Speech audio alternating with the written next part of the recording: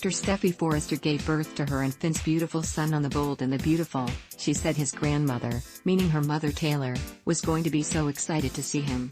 Bold and the Beautiful name game, well, maybe not.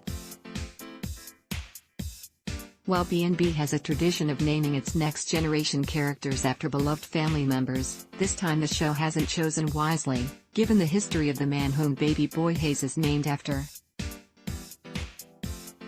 Veteran B&B fans recall that Taylor's, Hunter Tylo, maiden name isn't Hayes but rather Hamilton.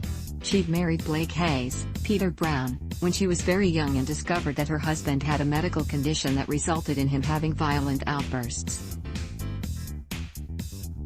Taylor left Blake and got a divorce. Yes, she kept Hayes, but we're assuming that that was for professional reasons if she was already established as a psychiatrist with that name. There are numerous times B&B's named new babies on the show after beloved characters. There's Douglas, which was Stephanie's maiden name, Bridget, a combination of Ridge and Brooke, back when Ridge thought he was her dad. Cousins Beth and Lizzie are each named after their maternal grandmother, the late Beth, whose full name was Elizabeth. And let's not leave out Bridget, Ashley Jones, and Owen's, Brandon Beamer, son, the character with the coolest name ever on a soap, Logan Knight. Dude's going to be a secret agent or a superhero with that handle. However, it's likely going to sting Taylor to learn that her grandson has been named after her unbalanced ex. To refresh your memory, here's a list of the heinous things Blake committed during his stay in Los Angeles nearly 30 years ago. Blake rented an apartment across from Taylor's apartment so he could spy on her. Creepy, much?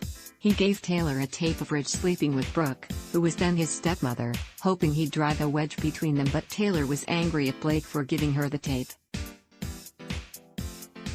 Also, Ridge was violently beaten up, requiring hospitalization. Not surprisingly, suspicion fell onto Blake. Next, he came upon the late Caroline's twin Karen, Joanna Johnson, who was going by the name Faith in Starlight, Texas. He brought her to Los Angeles, made her over into Caroline's image, and then tried to get her to break up Ridge and Taylor, hoping Ridge would be attracted to his late wife Stubble.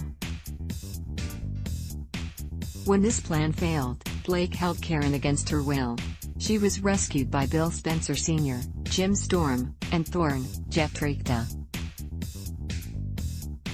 Realizing he'd never get Taylor back, Blake left town in disgrace, abandoning his plan to recapture Taylor's heart. Choosing to name a family member after a person who represents an unfortunate time in Taylor's life isn't the best choice.